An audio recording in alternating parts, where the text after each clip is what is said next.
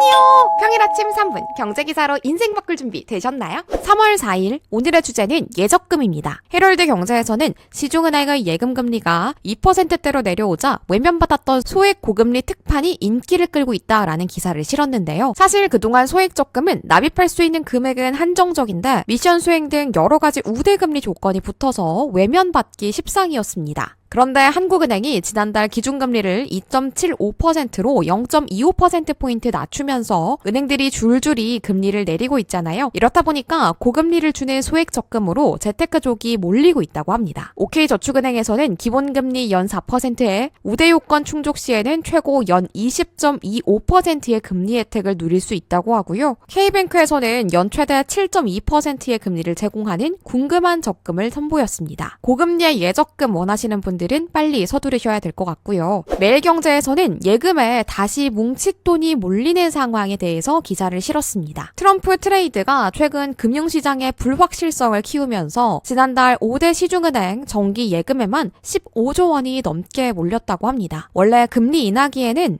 은행보다는 증권 쪽으로 돈이 몰리기 마련인데요. 상황이 워낙 불안하다 보니까 안정성에 대해서 다들 집중을 하는 거죠. 이른바 정기 예금에 다시 돈이 몰리는 머니무브 현상이 나타나는 겁니다. 실제로 지난 1월 10만 달러를 돌파했던 비트코인 가격은 최근 8만 달러를 위협하는 수준까지 떨어졌고요. 올 들어서 10차례 이상 신고가를 경신하던 금도 최근 며칠 사이에 가격이 폭락했습니다. 한편 대내외 불확실성에 달러를 확보하고자 하는 움직임도 일어나면서 외화 예금은 2달 연속 증가했다고 합니다. 한국은행이 발표한 올해 1월 거주자 예금 동향에 따르면 지난달 국내 거주자 외화 예금은 한 달 전보다 21억 4천만 달러 증가한 1034억 4천만 달러를 기록했습니다. 2024년 12월 잔액 이후로 최대 규모인데요. 대내외 불확실성 확대에 따른 수출입 기업의 예비용 자금 확보 등이 영향을 미쳤습니다. 전반적인 데이터를 보면 이러한 불확실성에 따라서 기업들이 여유 자금으로 달러를 갖고 있기 위해서 달러 예금을 크게 늘린 것으로 보이는데 개인들의 영향도 적지는 않다고 합니다. 여러분은 요즘